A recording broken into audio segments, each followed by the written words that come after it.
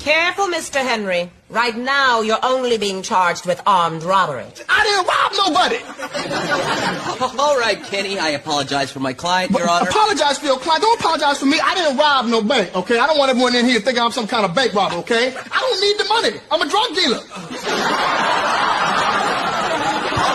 That's enough. No, it's not enough. See, everybody in here is thinking I need to rob a bank to get some money so I can take the ladies out. Well, even if I didn't have no money, I wouldn't need to rob no bank to take the ladies out. I'd kidnap them. Please shut up, Kenny.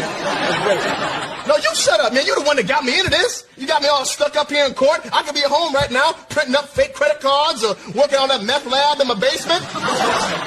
I am not the bank robber. Mr. Henry, I sentence you to life imprisonment without the possibility for parole. Well, okay, wait a minute. For bank robbery? No, for everything else. Okay. Well, I appreciate that.